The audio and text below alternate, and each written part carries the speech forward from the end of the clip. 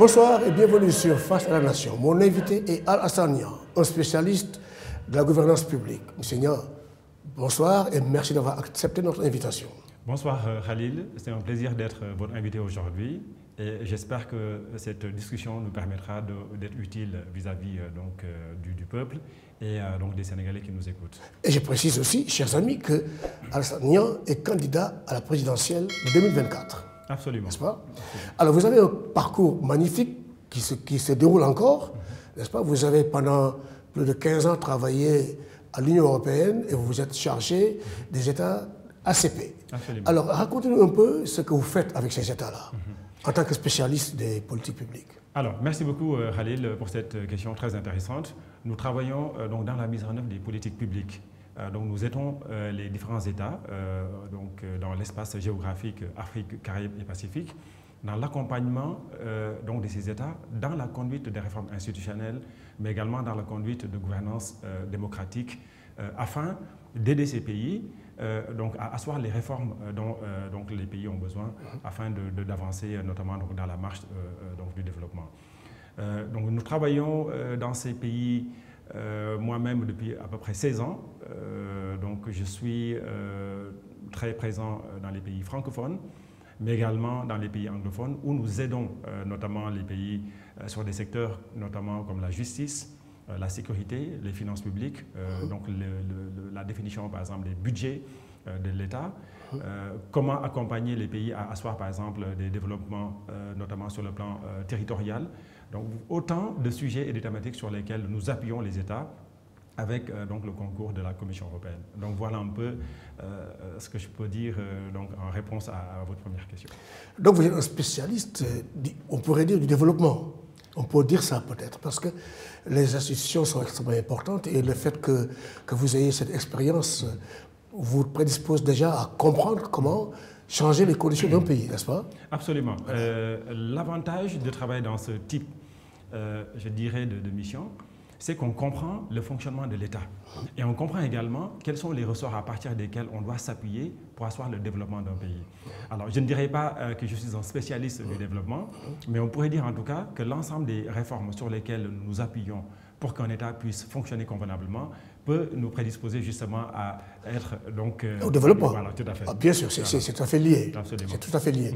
Alors, est-ce que justement votre cursus, votre état professionnel aujourd'hui vous prédispose justement à la candidature présidentielle au Sénégal? Absolument.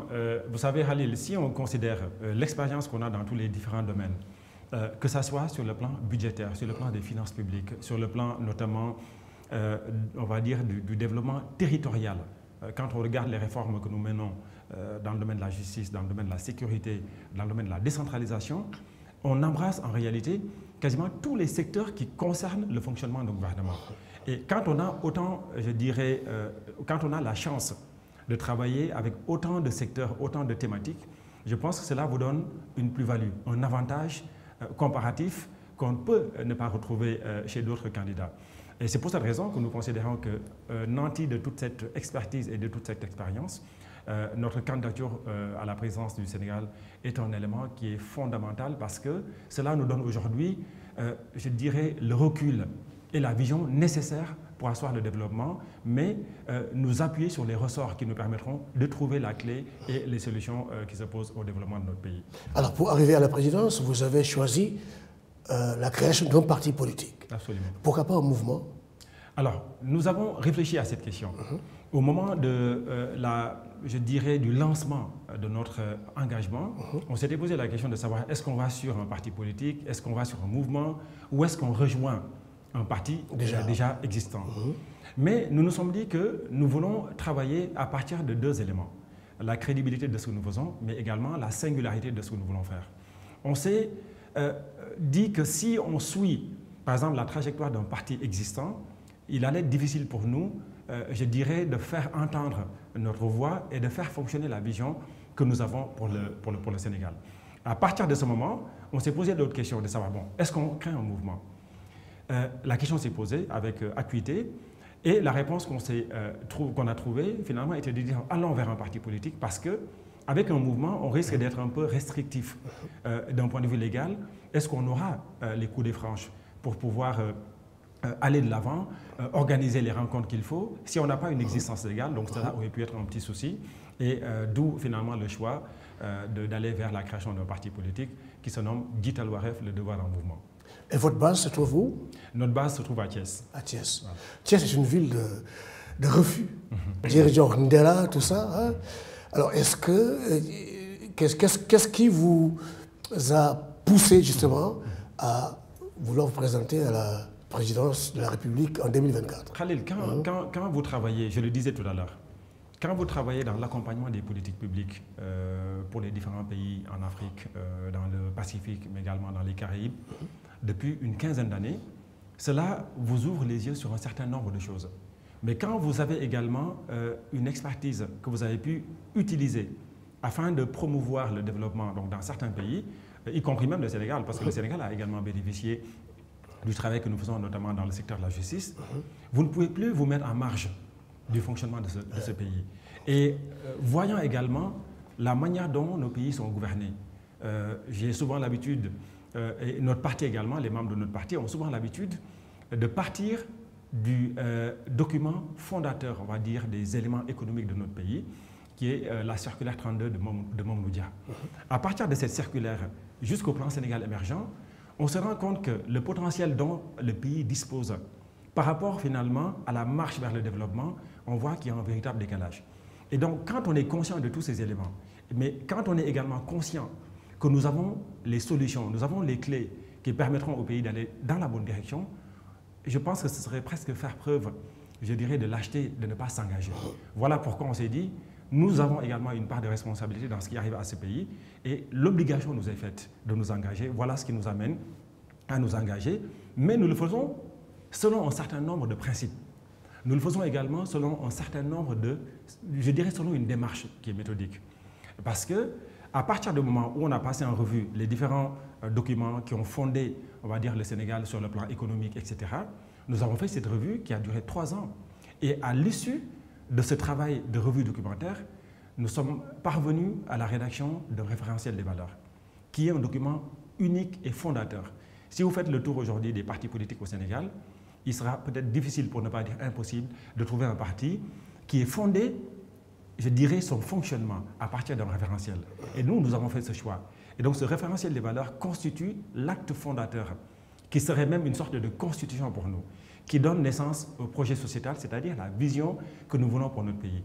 Et à partir de cette vision, le programme politique à partir duquel nous voulons asseoir le développement du Sénégal. Donc Guital Waref est une sorte de projet qui est méthodique, qui repose sur des principes, sur des valeurs, mais également qui repose sur un diagnostic que nous avons fait, notamment par exemple des théories d'économie politique qui ont été utilisées dans beaucoup de pays, qui ont été pensées par exemple pour des modèles qui ne conviennent pas à nos sociétés. Et quand vous êtes nanti de tous ces éléments, vous êtes obligé de vous engager et c'est cet engagement qui nous mène aujourd'hui vers cette candidature que nous aurons pour 2024. Et votre parti est bien représenté au Sénégal, dans les 14 régions? Alors, nous avons créé notre parti et on a eu notre rentrée politique en août 2021. Donc le travail a démarré depuis lors. Ça fait pas longtemps ça. Ça fait pas longtemps. C'est vrai, c'est un parti naissant, très jeune. Oui. Et nous avons travaillé à, je dirais, mailler le territoire national de notre présence. C'est un processus qui est dynamique, qui est continu. Et qui est en cours aussi. Voilà, qui est en cours. Donc on est en train de travailler dans cette direction.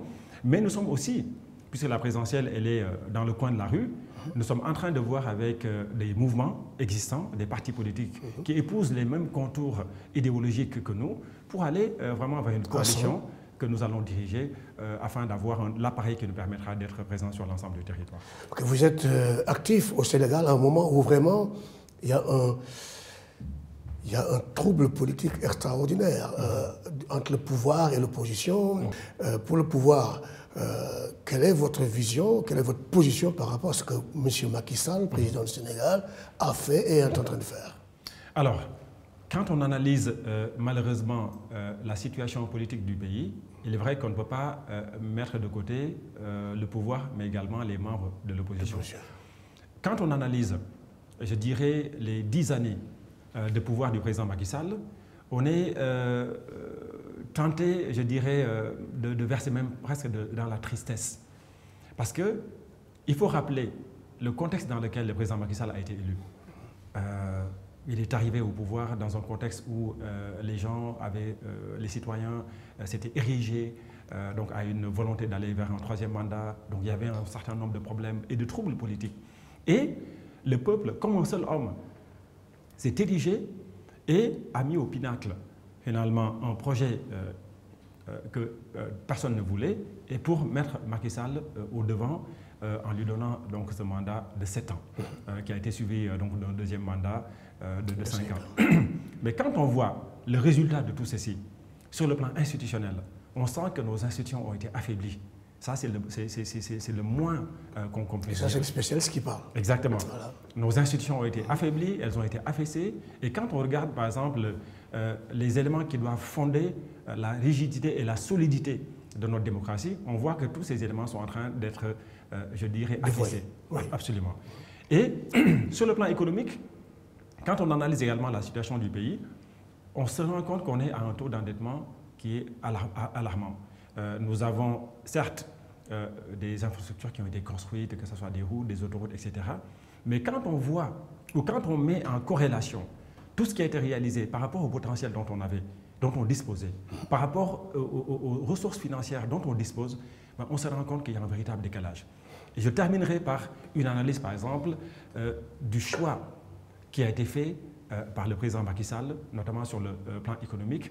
On se rend compte aujourd'hui que les politiques publiques qui ont été menées, qui doivent être financées par une politique économique digne de son nom, digne de l'héritage du Sénégal, digne de l'histoire du Sénégal, on se rend compte que ces choix ont été des choix hasardeux.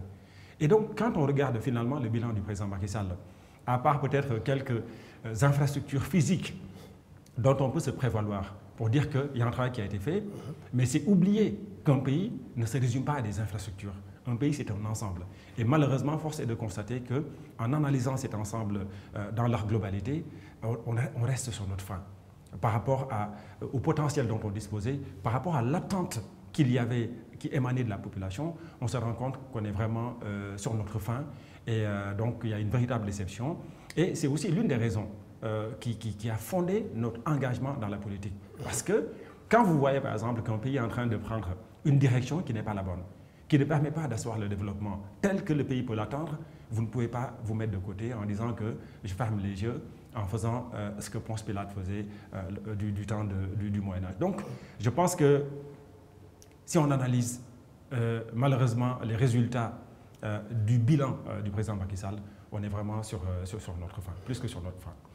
Jeune parti, vous n'avez certainement pas participer aux élections locales ni aux élections législatives, ça se comprend. Mais comment appréciez-vous aujourd'hui le rôle de l'opposition? Alors, nous avons, comme je le disais, entamé notre, on va dire, parcours, notre aventure politique l'année dernière en août, ce qui nous a empêchés de prendre part aux élections locales. Mais nous avons essayé. Dans le cadre d'une coalition avec donc Nathan Gaskambi, on a pris part aux élections législatives et je dirais que cette expérience nous a beaucoup servi à tout point de vue. Alors, quand on regarde aujourd'hui les résultats qui sont sortis de ce scrutin, on sent qu'il y a vis-à-vis du peuple un véritable besoin de changement. Malheureusement, ce changement, il n'est pas incarné de la meilleure des manières. Puisqu'on a l'habitude de voir dans les pays, c'est valable au Sénégal, mais c'est valable également dans beaucoup de pays en Afrique, en réalité, on ne donne pas une onction à un parti politique. On n'élit pas, mais on élimine un pouvoir. Et le fait finalement d'aller vers l'élimination ou le fait de chasser par exemple un pouvoir existant nous met dans une situation où on a des élus finalement qui ne sont pas des élus d'adhésion. Et quand on regarde ce qui s'est passé, au moment de l'installation de l'Assemblée nationale, on a assisté à un spectacle qui était désolant, qui n'est pas digne de l'histoire politique du Sénégal.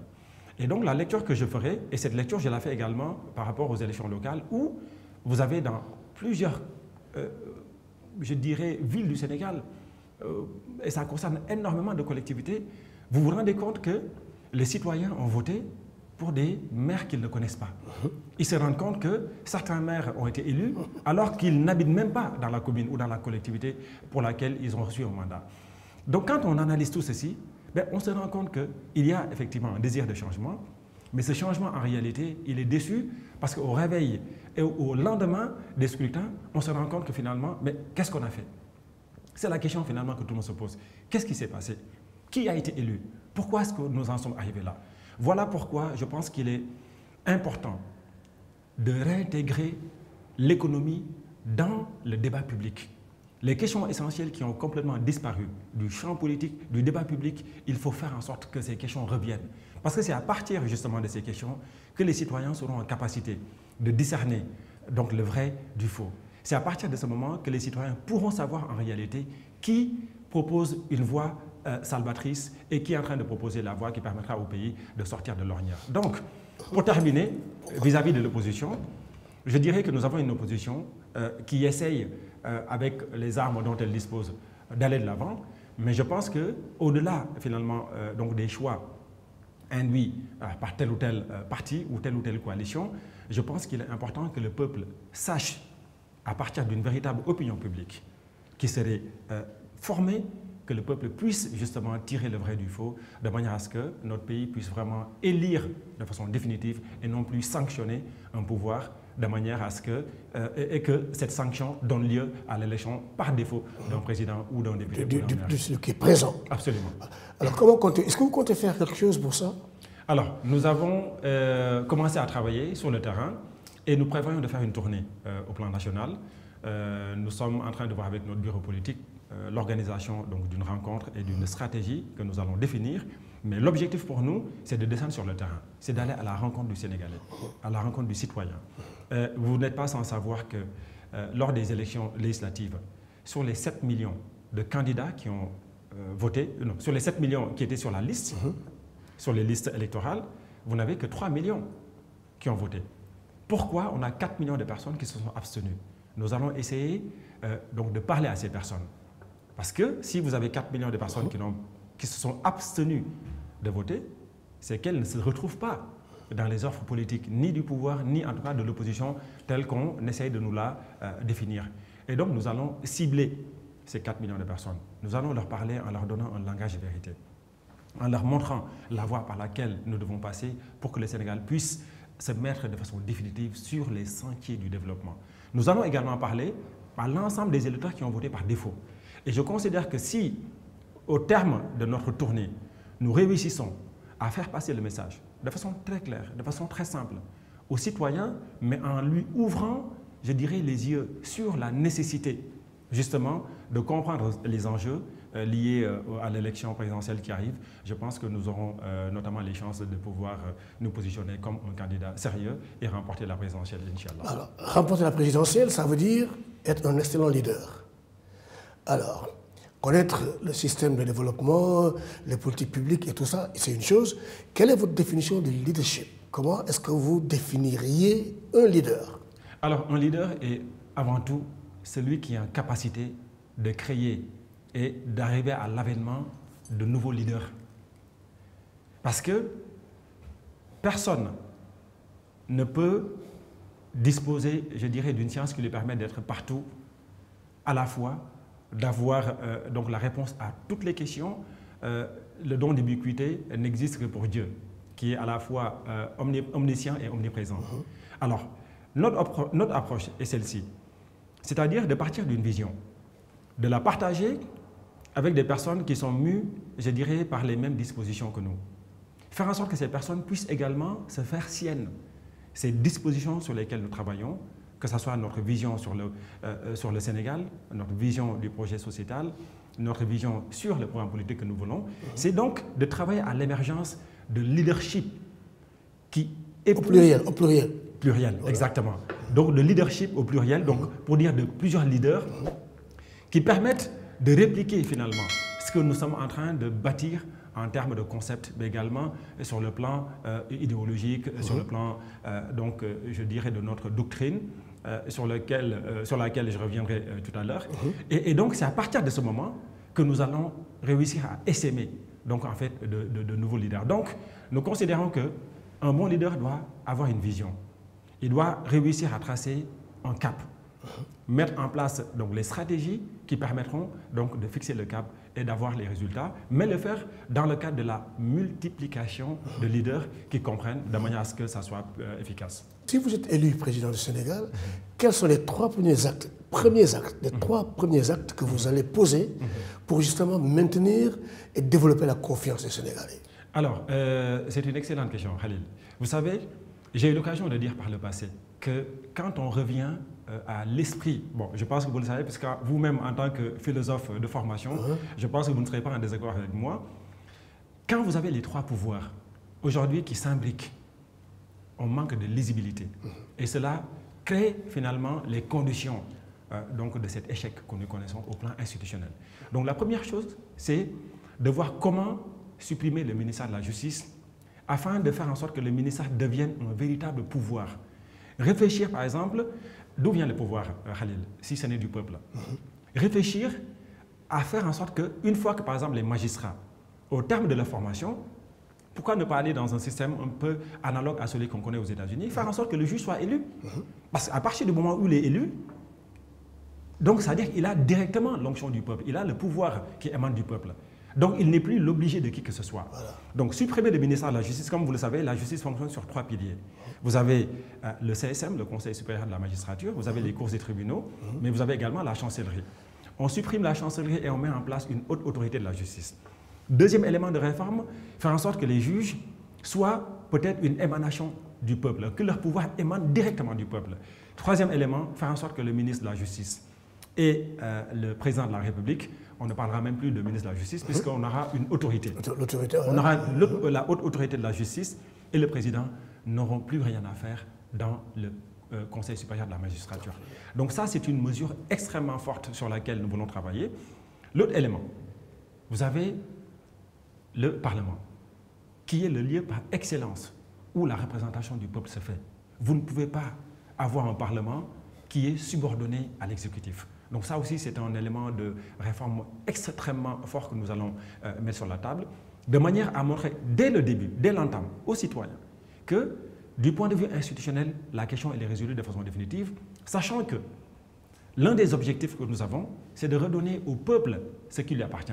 C'est-à-dire que cette hypertrophie que nous avons entre les mains d'un seul homme, comme vous le savez, nos présidents en Afrique utilisent à tort et à travers la fameuse phrase du général de Gaulle, le président est la clé de voûte des institutions, c'est une anomalie. Et donc nous allons faire en sorte que le président ne soit plus la clé de voûte. Parce que le président, il a un mandat, il a un pouvoir qui est l'exécutif. Les autres pouvoirs, il faut faire en sorte qu'ils puissent appartenir au peuple, le Parlement et la justice. Deuxième élément sur lequel nous allons travailler, c'est la politique économique du Sénégal. Doter du Sénégal une véritable politique économique à travers la transformation de nos ressources. Nous allons ériger la transformation comme étant un élément qui sera inscrit dans la Constitution. Parce que, à partir du moment où vous inscrivez la transformation comme sur-priorité politique, vous allez être obligé d'utiliser les ressources internes du pays pour générer de la plus-value et de la valeur ajoutée. Vous allez industrialiser votre pays. Donc nous allons vraiment travailler tant sur le plan institutionnel pour régler donc les questions de confiance, mais sur le plan économique, nous allons venir avec des outils qui permettront de pouvoir financer des politiques publiques du Sénégal, notamment les politiques sociales. Magnifique. Alors, on continue sur cette lancée justement. Est-ce que vous allez donc, vous faites partie de ceux qui pensent que le président de la République a trop de pouvoir, qu'il faut diminuer ses pouvoirs? Est-ce que vous êtes prêt à avancer vers ça? Ah oui, mais je pense qu'on n'a pas le choix. Mais Khalil, je sais que vous avez sillonné le monde. Vous êtes allé aux États-Unis, vous avez fait les pays en Europe, vous êtes allé dans beaucoup de pays. Mais comment expliquez-vous, même si on peut avoir des éléments sur lesquels je peux revenir, etc., mais comment pouvez-vous expliquer que, par exemple, dans les différents pays qu'on visite, que ce soit en Occident, que ce soit en Asie, quelle que soit la localité dans laquelle vous allez, vous sentez la présence de l'État. Vous sentez que c'est des localités qui ont été pensées sur le plan de l'aménagement du territoire. Vous voyez que c'est des localités qui ne sont pas laissées à l'abandon. Regardez le cas du Sénégal. Si vous sortez de Dakar, il n'y a plus de développement. Et même à Dakar, ça manque. Et même à Dakar. Il y a une cité que je ne vais pas nommer ici, par laquelle je suis passé, mais jamais, même dans mes rêves les plus fous, jamais je n'aurais cru un seul instant qu'il y a une cité similaire à celle-ci dans Dakar, où on a presque des bidonvilles, un véritable taudis, alors qu'on est à Dakar. Alors donc, nous considérons que remettre le pouvoir au peuple est essentiel. Il y a un philosophe allemand qui s'appelle Habermas qui disait que quand un individu porte à bout de bras un État, le jour où il s'essouffle, c'est tout l'État qui s'écroule. Donc, ce que nous voulons, et c'est sur ça que nous allons travailler, c'est de remettre l'État sur des institutions. C'est-à-dire que nous voulons que l'État soit soutenu par des institutions, mais non plus par des hommes. Nous voulons faire en sorte que, par exemple, le président, qu'il ait les pouvoirs que le peuple lui a confiés, le mandat qu'on lui a confié, mais que cela lui empêche d'exercer un rôle au-delà. Ce centralisme qu'on note, qui est tellement néfaste et tellement nuisible au développement de nos terroirs, des régions, etc., il faut en terminer. Donc, un élément sur lequel nous allons travailler, notamment pour décharger le président, par exemple, de ses pouvoirs, c'est d'aller dans le cadre d'une politique de décentralisation qui permette de véritablement déconcentrer et de transférer. Donc, non seulement les compétences ont déjà commencé à être transférées, mais nous allons transférer davantage de compétences aux régions et leur transférer également les ressources financières qui leur permettront de travailler notamment dans le cadre des politiques publiques au niveau territorial. Donc je pense que le Sénégal gagnerait à ce que le président soit d'une certaine manière déchu d'une partie donc, de ses prérogatives parce que cela permettra au pouvoir d'être très proche donc, du citoyen. Quand vous avez par exemple un maire qui est proche de ses administrés, il sait quels sont les besoins. Si vous lui donnez les moyens, il aura la capacité de travailler. Et tout le monde sait que le développement ne peut se concevoir qu'à partir de la base. Absolument. Voilà pourquoi nous considérons qu'il faut sortir de cette folie qui est de concentrer tous les mains. On est l'alpha et l'oméga de la politique, de tout. Il faut sortir de cette logique. Et voilà nous vers quoi nous voulons aller. Et au Sénégal, il va falloir donc se battre aussi à un certain niveau contre un certain vocabulaire. Parce qu'on parle de ngourgui dans ces pays, alors que c'est des gens qui sont élus. Donc cette mentalité doit changer un peu à mon avis. Absolument. Alors, si vous êtes élu, comment... Pour aller même dans votre sens, quand vous dites qu'il faut sortir de cette dialectique, il y a même, là où habite le président, qu'est-ce qu'on dit? Le palais. Le palais. Il faut sortir déjà de ça. C'est ça. On ne doit plus parler de palais. C'est toujours le ngour. Exactement. Voilà. Parce que le palais fait référence à la monarchie. À la monarchie et à la colonisation aussi. Voilà. Exactement. Donc pourquoi? Donc ça veut dire qu'il faut inculquer dans l'esprit des citoyens. Et ça, c'est un travail difficile. C'est un travail difficile. Qu'il va falloir faire. Parce que, commencer par l'école. Absolument. Primaire déjà. N'est-ce pas? D'accord. Alors, comment allez-vous former votre gouvernement? Je précise que la Constitution ne vous permet pas de former le gouvernement. La Constitution vous permet de nommer le Premier ministre qui forme le gouvernement. Absolument. Alors comment est-ce que vous voyez cette formation du gouvernement? Bon, vous savez, pour moi, ça c'est une sorte de formalisme qui est un peu, passez-moi le terme, qui est un peu hypocrite. Parce qu'on sait que c'est le président qui choisit. Bien sûr. Voilà. Mais vous allez quand même faire confiance en votre Premier ministre et vous allez discuter un peu des nominations, bien entendu. Moi, je pense que le président et le Premier ministre doivent former un binôme. Il est vrai que cette relation de subordination doit exister, puisque le Premier ministre n'a pas, je dirais, la confiance du peuple. Le Premier ministre a la confiance du peuple au moment de sa déclaration de politique générale. Et même, cette confiance, elle n'est pas sur le Premier ministre, mais elle est sur le programme que le Premier ministre doit mener dans le cadre de sa politique générale. Donc, mais je considère toutefois qu'il faut que le président et le Premier ministre forment une sorte de binôme. Une sorte de binôme, même s'il y aura cette hiérarchie, etc. Mais si l'on se place dans la perspective de considérer qu'on est l'alpha et l'oméga, comme je disais tout à l'heure, cela crée finalement ce problème qu'on peut noter, où le Premier ministre est seulement une sorte de faire-valoir. Et ça, je pense qu'il faut lui doter donc, de véritables pouvoirs, qu'il soit le chef de gouvernement. Il y a le chef de l'État et il y a le chef de gouvernement. Or, aujourd'hui, quand on regarde dans la pratique, qui est le chef de gouvernement? Le chef de l'État, il est à la fois le chef de l'État et le chef de gouvernement. C'est ça la vérité. C'est parce que le fonctionnement... Ça, c'est une violation. En fait, le fait que le président ait nommé pendant 10 mois, qu'il ait choisi des ministres, c'est une violation de la Constitution. Absolument, absolument. Parce que la Constitution ne dit pas ça du tout. Parce que c'est sur proposition du Premier ministre que le président nomme. Exactement. Mais on se rend compte que dans la réalité, c'est autre chose. Mais vous avez quand même le loisir de choisir vos conseillers en tant que président. Alors, est-ce que vous êtes sûr, et comment est-ce que vous allez choisir? Parce que très souvent, on a vu ce qui se passe au niveau des présidences dans le monde. L'entourage, ce qu'on appelle l'entourage, est une machine qui manipule très bien le leader en chef. Alors, est-ce que vous êtes prêt à bien choisir ces gens-là et quels sont les atouts que vous avez pour ne pas croire en tout ce qu'ils vous diront? Absolument. Non, mais c'est une très bonne question. Vous savez, certains pays nous ont montré la voie. Quand je prends par exemple un pays comme le Maroc, pour ne pas le citer, quand vous voulez asseoir des réformes en profondeur, vous ne pouvez pas seulement être dans une logique, on va dire, de nomination. Il faut s'en ouvrir au talent. C'est-à-dire qu'il faut faire des appels à candidature. Vous avez un certain nombre, par exemple, de positions sur lesquelles, effectivement, il faut nommer des personnes de confiance, parce que c'est des positions stratégiques, où il faut, avant tout, placer le curseur de la confiance.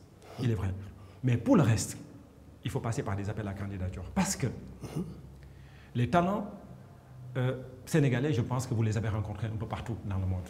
Les Sénégalais ont des expertises dans tous les domaines, de l'expertise pointue.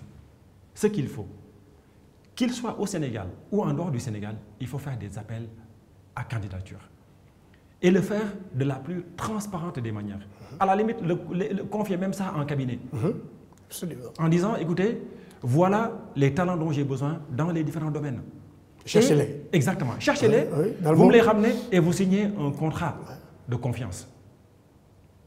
Les personnes arrivent, on signe avec ces personnes des contrats de confiance ou en tout cas des contrats, c'est-à-dire avec des objectifs clairement définis. Et maintenant, vous leur donnez les moyens de travailler.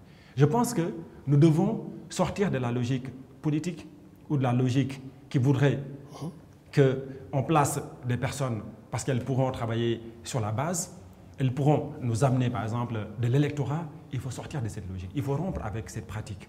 Donc ce népotisme qu'on connaît depuis maintenant une cinquantaine, une soixantaine d'années a montré ses limites. Donc nous allons nous placer dans une perspective, je dirais, qualitative. C'est-à-dire nous allons identifier les talents là où ils sont. Au Sénégal, en dehors du Sénégal, nous allons voir tous les Sénégalais qui ont la capacité d'accompagner le gouvernement dans la conduite donc, de ces différentes politiques publiques et nous allons les dénicher avec des contrats qui nous permettront d'aller dans cette direction. Je pense que si on le fait, on n'aura même pas besoin, en réalité, de communiquer. On n'aura même pas besoin de faire de la politique politicienne. Absolument. On n'aura pas besoin de demander à un directeur général d'aller faire de la politique ou de descendre à sa base. Abandonner le bureau et aller... Exactement. On n'aura plus besoin de ça. Parce que c'est une hérésie de considérer qu'un directeur général ou un directeur de service doit aller prendre les moyens de l'État, aller faire de la politique pour garder sa position. Donc ça veut dire que vous êtes en train de donner à cette personne les moyens de ne pas travailler en réalité pour le peuple. Donc voilà une des approches vers lesquelles nous irons. Quand on sera aux affaires. Alors, vous savez, un président, lorsqu'il est élu, qu'il est en fonction, il lui arrive souvent de prendre des décisions sans consensus, parce que c'est urgent, c'est important. Alors, quels sont les atouts que vous avez, justement, de pouvoir faire confiance en votre propre jugement pour prendre une décision? Alors, quand on prend une décision, elle se construit. Donc, ce qu'on appelle le processus de prise de décision. Alors, je vais peut-être revenir un peu sur mon parcours bien sûr, c'est important parce que c'est universitaire. C'est le cadre. Voilà, tout à fait. J'ai un master puisque j'étais formé à l'Institut supérieur de management des affaires publiques et politiques, où le titre de mon master, c'est Stratégie et décision publique et politique. Comment parvenir à la constitution d'une stratégie, mais comment construire une décision, notamment sur le plan politique et public. Donc, vous avez deux approches. Vous avez une approche sur laquelle vous pouvez vous reposer, notamment à travers des conseils que vous recevez, à travers donc, les écoutes donc, de vos différents conseillers, mais également à travers, je dirais, ce que vous notez de façon générale. Donc, la jonction de tout ceci peut vous amener à constituer une décision ou à construire une décision. Mais l'autre élément, c'est des fois aussi ce qu'on appelle la solitude dans la prise de décision. Quand vous êtes face peut-être à votre responsabilité et que cela vous amène à prendre une décision en étant, on va dire, seul avec votre conscience, en ce moment, il faut le faire. Mais dans tous les cas, il faut regarder quelle est la nature de la décision à prendre, comment prendre cette décision, et c'est en fonction maintenant de, je dirais, la complexité ou le degré de gravité de cette décision que l'on peut aller dans l'un ou dans l'autre sens. Mais le plus important, c'est de ne pas avoir une approche dogmatique sur la construction, par exemple, d'une décision, mais de dire, en fonction, je dirais, du contexte, en fonction du sujet et de la gravité de celui-ci, on peut voir l'une ou l'autre, ou peut-être même aller sur une approche qui soit peut-être, je dirais, presque concertée entre les deux approches. Donc je pense que c'est le contexte qui est déterminant. La décision, voilà, bien sûr. Alors, autour de vous, vous avez des amis et des membres qui sont convaincus de votre sérieux et de ce que vous comptez faire pour le Sénégal. Comment allez-vous intégrer justement les amis dans votre équipe en tant que président? Alors, comme je disais tout à l'heure, vous avez des éléments, par exemple, qui reposent sur la confiance. Parce que sur certaines positions, il faut avant tout mettre en avant les compétences, le talent. Sur d'autres aspects, il faut avant tout mettre en avant la confiance, puis maintenant viendra donc la compétence. Ce qui veut dire que quand on sera au choix, par exemple, de travailler avec des amis que nous connaissons, qui ont les compétences, même si nous allons prendre les éléments liés à la confiance, même si on va les mettre en avant, mais nous allons également tenir compte de la compétence. Ce qui veut dire que la boussole en définitive, qui déterminera par exemple le choix de tel ou tel, sera toujours liée aussi à la compétence de la personne. Nous travaillons dans le cadre de notre parti avec une pluralité de personnes. Certaines étaient des camarades, des amis qu'on connaît depuis maintenant une vingtaine, une trentaine d'années. D'autres nous ont rejoints. Mais la beauté de tout ceci, c'est de voir comment imbriquer tout ceci. Faire en sorte qu'on n'ait que des amis ou que des gens qui ne soient pas, je dirais, donc de l'entourage. Voilà. Parce que, vous savez, il y a un proverbe wolof qui dit que quand on veut savoir qui est qui, il faut soit passer par ses amis, soit passer par la famille. Et certains poussent le bouchon en disant que quand on regarde l'entourage de quelqu'un en n'y voyant ni famille, ni amis, cela peut porter, je dirais, donc voilà, à équivoque. Et donc, je pense que le plus important, c'est de voir comment travailler. Mais l'essentiel dans tout ceci, quels que soient les choix, c'est de voir comment, parce que le travail avec des amis ou avec des non-amis n'est pas la finalité. L'essentiel est de voir comment utiliser tout ceci pour arriver à ses fins et faire en sorte que cela profite aux Sénégalais. Voilà ce vers quoi nous allons aller. À la tête du Sénégal, comment réagirez-vous si vos proches, parents, amis, cousins, etc., font des fautes graves? Alors, cette réponse, je pense que je l'ai déjà donnée à l'entame de mon propos, quand j'ai parlé de l'indépendance de la justice. Vous savez, quand vous n'avez plus un pouvoir judiciaire qui est sous la dictée du pouvoir exécutif, ça veut dire que vous-même, vous vous refusez à même regarder ce que la justice fait, parce qu'elle est devenue un véritable pouvoir. La Constitution, elle consacre des libertés fondamentales pour les citoyens. Elle consacre également l'état de droit, que nous allons renforcer. Donc, le message que moi je dirais, que je lancerai, à qui veut l'entendre, c'est de dire que cet état de droit s'applique avant tout à moi. Voilà. À partir de ce moment, je crois que le message il est clair pour tout le monde. Si jamais moi je suis pris en défaut, par exemple, de tel ou tel aspect, et que ce soit répréhensible par la loi, ça veut dire que la justice, elle s'exercera donc dans toute sa rigueur. Et donc, si elle peut s'exercer sur le président, donc ça veut dire qu'elle s'exerce sur l'ensemble des citoyens. Qu'est-ce qui aurait pu causer, qu'est-ce qui pourrait causer un échec pour vous en tant que président? Alors, il est vrai que nous n'avons pas réfléchi à la question des échecs parce que nous avons travaillé sur les solutions qui permettront d'arriver aux résultats et au développement que nous escomptons. Mais Khalil, quand on regarde, qu'est-ce qui pourrait par exemple faire en sorte que le Sénégal connaisse un échec? C'est avant tout une mauvaise politique économique. Quand on fait des choix qui ne sont pas des choix éclairés, parce qu'on ne comprend pas les enjeux, notamment sur le plan national, mais également sur le plan géopolitique.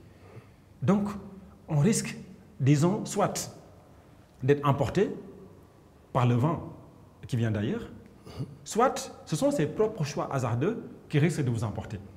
Mais quand vous avez la certitude, disons, des solutions que vous proposez, même si c'est des solutions que vous allez travailler de façon dynamique, puisque aujourd'hui, le contexte dans lequel nous sommes aujourd'hui peut ne pas être le contexte de demain. Ça veut dire que vous allez travailler de façon méthodique et intelligente sur des solutions qui soient dynamiques, qui puissent être, je dirais, revues, rectifiées, mais la base, le substrat à partir duquel vous devez travailler, le substrat, il est déjà là, il est déjà constitué.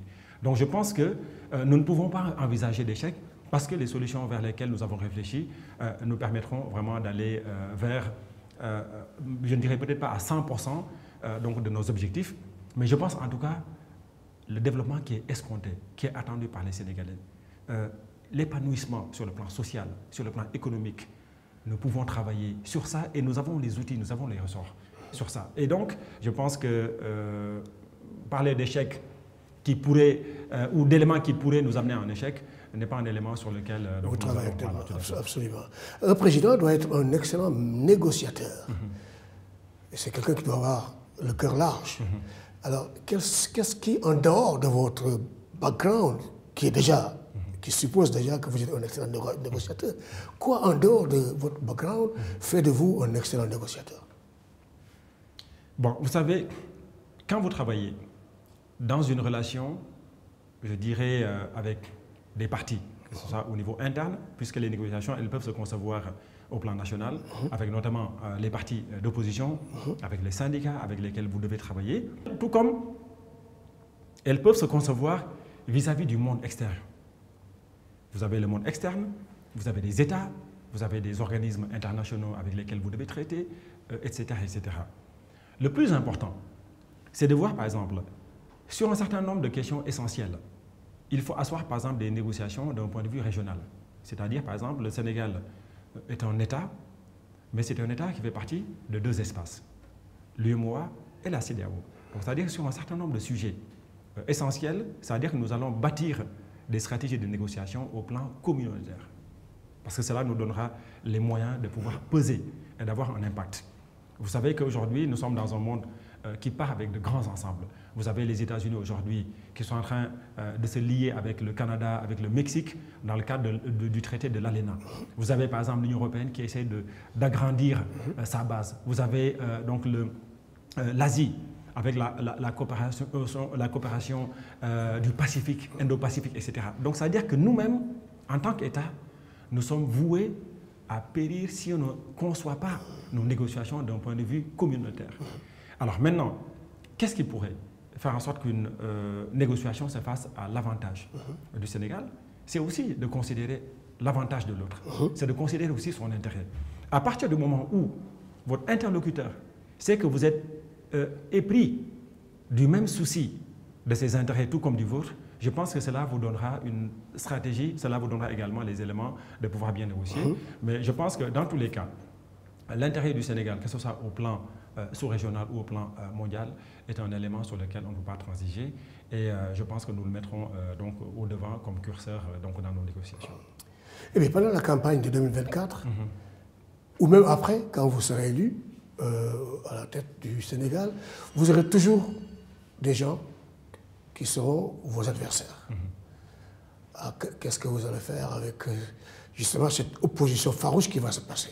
Même si vous arrivez à être élu, dès les premiers jours, il y aura des réactions. Comment est-ce que vous allez vivre ça? Alors, il faut savoir que quand on est élu, nous sommes dépositaires du mandat des Sénégalais. C'est-à-dire qu'une opposition, elle est fondamentale parce que c'est un indicateur également donc de la vitalité démocratique.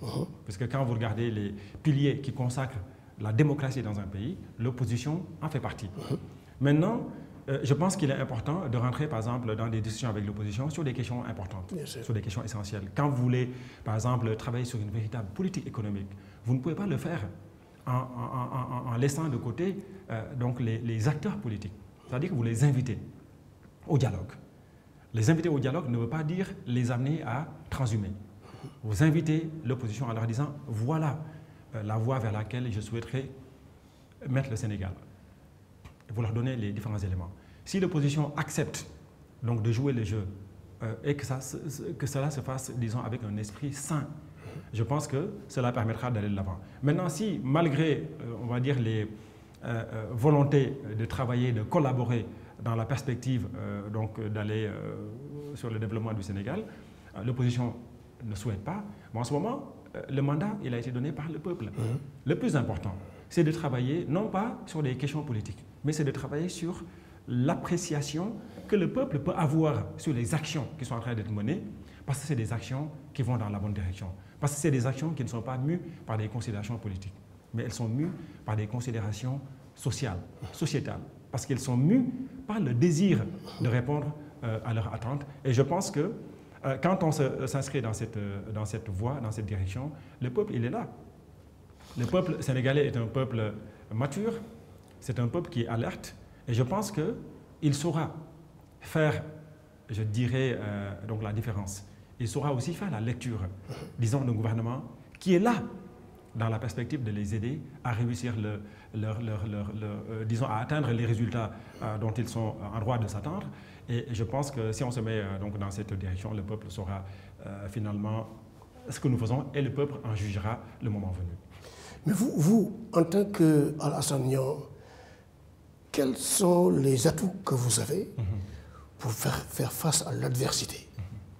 Alors, l'adversité, nous ne considérons pas l'adversité nécessairement comme quelque chose de négatif.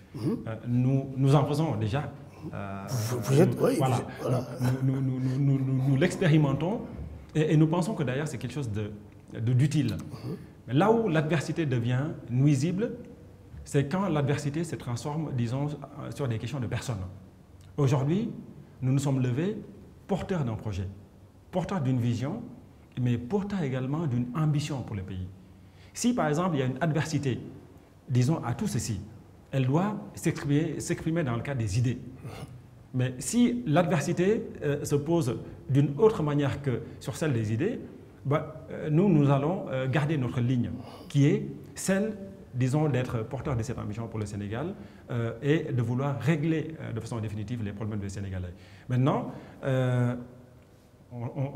personne ne peut être à l'abri, on va dire, des soubresauts donc des uns et des autres, mais en tout cas, la perspective que nous fixons, c'est de rester droit donc dans nos bottes, de dire voilà le projet sociétal que nous voulons pour le Sénégal, voilà la manière avec laquelle, parce que nous ne sommes pas seulement dans la dialectique de la proposition, mais on est également sur la méthode, comment y parvenir. C'est-à-dire que nous allons vous donner les ressorts. Et à partir de là, on laisse au peuple le soin d'en juger et de dire si ce que nous proposons a du sens ou pas. Et ceux qui veulent s'essayer, par exemple, à une adversité au plan personnel, bon, on leur laisse donc cette latitude. Alors vous êtes jeune, quelle est la place de la jeunesse dans votre politique pour le Sénégal? Alors la jeunesse, elle est fondamentale. Si jamais vous avez l'occasion de rencontrer les membres de notre bureau politique ou donc du Conseil national, nous avons travaillé sur une sorte de représentativité. Nous avons les jeunes, nous avons donc des femmes, nous avons donc des personnes d'autres âges. L'essentiel, c'est de faire en sorte que notre parti soit le reflet de la société. La jeunesse, elle est fondamentale. Si vous avez un pays où 65% de la jeunesse a moins de 35 ans, mais c'est une chance inouïe. Mais en même temps, ça peut devenir une bombe à retardement. Absolument. Si vous ne réglez pas les questions essentielles... Ce qui se passe actuellement. Exactement. Cette jeunesse aujourd'hui, elle n'a comme perspective l'immigration clandestine, le djihadisme, etc., etc. Donc, tout le monde sait en démographie. Quand vous prenez, par exemple, les intrants, par exemple, du développement, la démographie en fait partie. De surcroît, si vous avez une jeunesse à 65% de la population sénégalaise, moins de 35 ans, c'est une force inouïe. Mais malheureusement, cette force, elle n'est pas mise à profit dans le développement de notre pays. Et donc, il faut les aider. Mais quand on le fait, il faut le faire dans le cadre d'une véritable politique économique, bien pensée. Ouais. Comment, par exemple, aujourd'hui, utiliser cette manne qui est énorme, qu'on appelle le secteur informel. Il faut formaliser ce secteur. Faire en sorte que les gens comprennent l'importance, par exemple, de se formaliser. Travailler sur des incitants pour amener les gens justement à aller dans cette direction. Et vous serez surpris de voir que, par exemple, on a réfléchi, par exemple, sur des politiques publiques qui auront des effets induits. Quand on prend, par exemple, vous aviez cité tout à l'heure, au début de votre propos, Djeri Diorndé Fall. Combien de Sénégalais aujourd'hui sauront avec exactitude l'histoire de Djeri Diorndé Fall? Vous avez des personnages qui ont marqué l'histoire du Sénégal. Vous avez Baydi Kassé, vous avez Déthié Ndiogou Fall, vous avez plein. L'objectif pour nous, c'est de quoi? C'est de faire quoi? C'est de réfléchir à une cartographie de l'ensemble des personnages qui ont marqué l'histoire politique du Sénégal de façon durable, dans tous les domaines. Et on essaye, avec ceux, par exemple, qui s'essayent, par exemple, à des mémoires, que ce soit des thèses de doctorat ou des mémoires de fin d'études, on met en place des incidents en disant que si votre mémoire ou si votre thèse de doctorat porte sur l'un des personnages compris dans notre cartographie, au lieu d'avoir, par exemple, une bourse de 100 000, on va vous donner une bourse de 200 000. On met en place des incidents. Mais parallèlement, qu'est-ce que nous allons faire? Une fois qu'on a les résultats donc de ces mémoires ou de ces thèses de doctorat, nous allons créer un partenariat entre l'industrie cinématographique et l'université. Faire en sorte qu'à travers cet outil, c'est Thomas Sankara qui disait que quand un pays vous impose son cinéma, il éduque votre peuple. Nous voulons que notre peuple soit éduqué par notre culture. Donc vous allez réussir par le fait d'inciter les gens, par exemple, à se retourner sur l'histoire du Sénégal pour comprendre ce qui s'est passé. Vous allez créer un pont entre l'industrie cinématographique, donc le secteur de la culture, et l'histoire. Et à partir de là, vous travaillez maintenant sur d'autres stratégies. De dire, par exemple, cette industrie, aujourd'hui, on sait que à 80-90%, elle est aussi informelle. Donc vous travaillez là aussi sur des incitants, en les poussant à être formalisés, puisque quand l'État doit faire des subventions, il faut qu'il le fasse dans le cadre de documents existants, que ce soit de quitus fiscaux, de créativité. Exactement. Donc, par le simple fait d'amener des étudiants à s'intéresser davantage aux personnages qui ont fait l'histoire du Sénégal, regardez tous les effets induits que vous êtes en train de créer. Donc, ça veut dire qu'il faut réfléchir à tous ces éléments. Et c'est à partir de là que vous allez intéresser la jeunesse. J'ai parlé tout à l'heure de la transformation, qui est pour moi le moteur de ce que nous devons faire. Je ne comprends toujours pas que le Sénégal, après 62 ans de pratique souveraine, qu'on n'ait pas compris que la transformation est la clé, j'allais dire la clé de voûte du développement de notre pays. Donc je pense que nous allons également ériger la transformation comme surpriorité, inscrite donc dans la Constitution, faire en sorte que l'exportation de nos ressources matérielles, de nos ressources minières, si jamais on doit l'autoriser, elle se fera dans une limite, un seuil au-delà duquel le Sénégal ne pourra pas. Après la transformation. Absolument.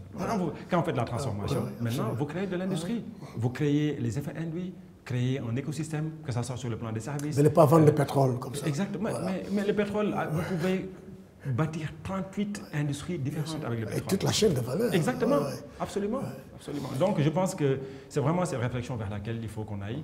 Et nous y sommes prêts. Nous avons déjà réfléchi à tous les éléments. Et pour aller même dans le sens de ce que vous disiez sur la chaîne de valeur, on a tellement réfléchi à ces points qu'on en est arrivé à dire que quand on va industrialiser le Sénégal, nous ne le ferons pas, je dirais, seulement dans une perspective de substitution à l'import. On le fera dans le cadre d'une chaîne de valeur en spécialisant le Sénégal sur des segments.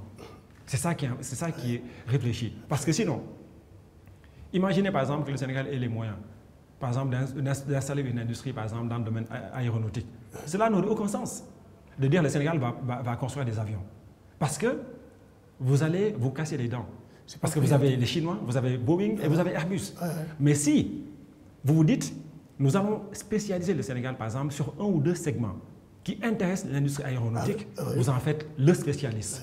Et donc le Sénégal devient une plateforme aéronautique, aéroportuaire. Et c'est dans cette optique que nous sommes en train de réfléchir pour dire que nous avons vraiment réfléchi à la transformation dans le cadre d'une, je dirais, d'une chaîne aussi bien nationale, régionale que globale. Donne-moi quelques valeurs fondamentales en vous-même qui vous permettront de façonner votre image et votre travail et arriver au succès à la tête du Sénégal. La rigueur avant tout. Il faut de la rigueur. Quand on n'a pas de rigueur, quelle que soit l'ambition, quelles que soient les compétences, on ne peut aller nulle part. Quand une idée, elle émerge, elle peut germer seulement si elle est adossée à des pratiques rigoureuses. Donc, je pense que l'une des qualités que nous pourrions mettre en avant, nous concernant, c'est la rigueur. L'autre élément, c'est la célérité. En général, on essaye vraiment d'aller dans la bonne direction, puisqu'il y a un problème auquel nos pays sont tous confrontés, qu'on appelle la procrastination. On remet sans cesse donc les choses au lendemain. Vous allez dans une administration, ce qui peut être fait en 2 minutes prend 1 an. Cette chronophagie qui coûte à l'État du Sénégal des centaines de milliards, il faut mettre un terme à ça. Et l'un des moyens d'y parvenir, c'est de faire preuve de célérité. Oui. Et donc ça aussi, c'est une des qualités. Peut-être la dernière qualité, je pense, qui surplombe tout ceci, c'est l'amour que j'ai pour le Sénégal. Et je crois que ça, c'est un élément moteur qui m'anime partout où je vais à travers le monde. À chaque fois qu'il m'est donné l'occasion, par exemple, de réfléchir dans la perspective d'aller, de mettre le Sénégal sur le chantier du développement, parce qu'on voit des modèles, parce qu'on voit des exemples. La première chose à laquelle nous pensons, c'est le Sénégal. Donc je crois qu'il y a cet amour qui est vraiment, qui est total, qui est effréné pour le Sénégal. Donc je considère que ça, c'est une qualité, puisque quand vous êtes à ce point attaché à votre pays, à votre peuple, vous ne pouvez que le servir. Et c'est tout ce que nous demandons, c'est tout le mal que nous souhaitons au Sénégal, d'avoir des gens qui sont épris du peuple, qui sont épris de l'esprit de l'État, qui sont épris, disons, du pays en tant qu'entité. Et je crois que c'est dans cette perspective que nous plaçons et nous en sommes plutôt assez fiers. Alassane Niang, merci. Merci à vous. Merci beaucoup. Merci vraiment d'avoir passé ces moments avec nous et avec ceux qui nous regardent. Et justement de nous étaler votre philosophie en tant que candidat à la présidentielle. Merci. Merci beaucoup, Khalil, de nous avoir invités, en espérant de tout cœur que cette invitation ne sera pas la dernière. Absolument. Vous allez revenir en 2024, ou même en 2023. Absolument. Oui, bien entendu. Donc, nous allons continuer le travail et nous vous donnerons des nouvelles de nos activités. Oui. Et donc, nous espérons que vous aurez également l'occasion d'inviter quelques membres donc de notre parti. Bien sûr, ce plateau est pour ça. Voilà, tout à fait. Ici, nous voulons, comme vous l'avez dit dans vos propos, un peu plus tôt, nous voulons éveiller, mettre un peu l'information devant tout le monde. Absolument. Merci, mon invité. Et si vous permettez, juste un petit message au peuple sénégalais. Oui, allez-y, sur la caméra. Même à vous-même. Oui. Je voudrais attirer l'attention du peuple sénégalais sur le fait que nous sommes à la croisée des chemins. Nous avons un pouvoir qui est déclinant, qui essayera par tous les moyens d'aller vers peut-être un troisième mandat. Même si personnellement, je considère que le président Macky Sall, à travers les multiples déclarations qu'il a tenues, qu'il ne serait en aucune manière candidat pour une troisième fois, je souhaiterais tout de même attirer l'attention des uns et des autres sur la nécessité pour l'ensemble des Sénégalais de se tenir debout comme un seul homme et de refuser la perspective pour le Sénégal de connaître des lendemains difficiles parce qu'il est venu à l'esprit de quelqu'un l'idée d'aller vers un troisième mandat. Voilà un message que je voulais adresser à l'ensemble des Sénégalais, à vous-même, en disant que nous ne pouvons accepter l'éventualité que le Sénégal connaisse des soubresauts, des difficultés, parce que quelqu'un a eu en tête l'idée d'aller vers un troisième mandat. Effectivement. C'est le dernier message que je voulais passer. Merci.